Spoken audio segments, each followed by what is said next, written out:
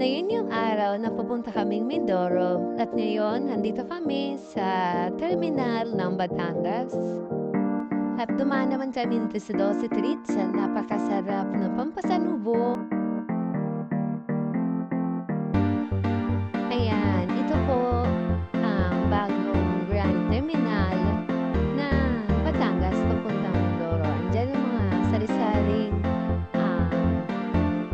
mga barko. Ito yung mga bagahe namin. Ito ang David ko. Kasama yan. Ayan ang mga bagahe namin. Mga maleta, mga damit ng balat, school supplies na mga pinili namin para sa kanila. At ready na sila for school. Kaya excited na sila umuwi sa Mindoro. Kasama ko rin si Mama dyan. Ayan. So, ang daming pampasalubong dito na mabibilan sa terminal. May mga Dunkin' Donuts, may mga cafe, at kung ano-ano pa. So ngayon ito, inintay namin si Papa para makapasok ang